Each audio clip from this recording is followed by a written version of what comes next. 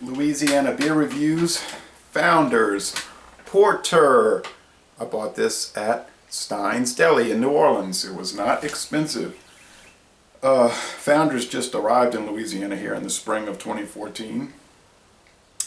This beer is 6.5% alcohol, 145 international bitterness units. Okay, bottled on March 22nd, 2014. Greg's Beer Reviews, always harping on that. Put the date. Gotta go along with that, put the date. How hard is it to put the date? Okay. Made a nice hiss. I went to Stein's and I bought 14 bottles of beer, 14 bottles in cans, and he gave a good discount, and I ended up getting all of those for $25.60 after tax. This beer came out around 2003. It's brewed in Michigan. The scores are world class on Beer Advocate, the highest possible score. The bros say world class, and that's 95 out of 100. 100 out of 100 on Rate Beer, and 100 out of 100 for the style. So I'm very curious to try this here at 9:15 in the morning on a very sunny, pretty day. Okay, 12-ounce bottle. Oh, a fairly thick, medium to thick beige head, and the appearance is very dark brown, almost black at a first glance, but it's brown, dark mahogany brown.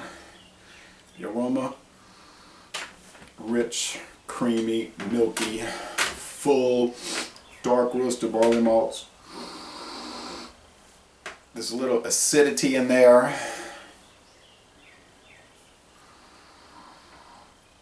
A little char. It's about 64 degrees right now. Got all the windows open. It's dry. The humidity's low. Let's go with the flavor.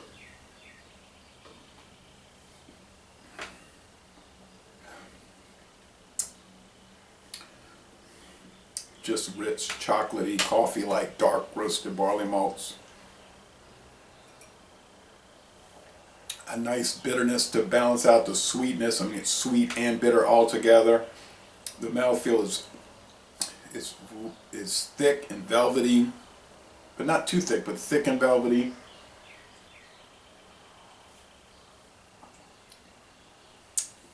Semi-dry or mostly dry. And for 6.5, the drinkability is really good. I love these types of beers, these porters and the stout porters.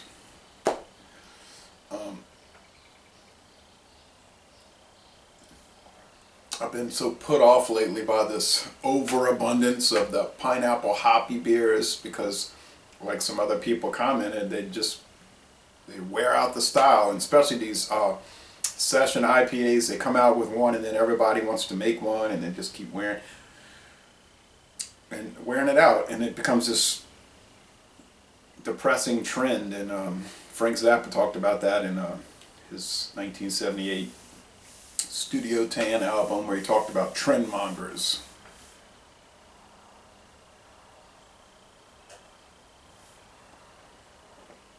Well, it really almost has a burnt flavor, but it's not overly done. Well, I agree with Rate Beer and Beer Advocate on this one. This really is a fabulous, fantastic beer. I mean, it's all good and no bad. Really, if there's anything bad about it, I'd like to know what it is. And I've been running across that so much in the last 2-3 years. Beers that are all good and no bad. And so it's like, people will say, well, what do you prefer? This one, this one, this one, this one, or this one? And I'll say, well, they're all really great. I can't really prefer it. I mean, there's just so many good beers out there. So, I mean, there's some really disappointing ones, that's for sure, but this isn't one of them. This is great. So A+ all the way.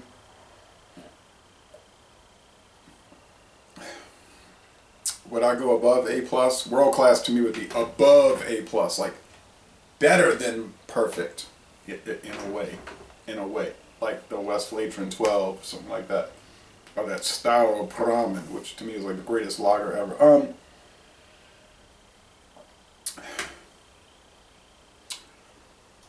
Yeah, I'll go along with that because I mean it's just like a perfect beer for the style. So yeah, okay. Above A plus, world class. If you see it in plus for the price, what did I pay? $1.49 for this bottle? For something this great? Yeah. So Laissez le bon temps rouler. I don't even have words. It's not that great, but I mean, well, actually it is. But anyway, it's wonderful. I want to drink it again. And I'm in this review by saying, y'all come on down to southeastern Louisiana and visit New Orleans.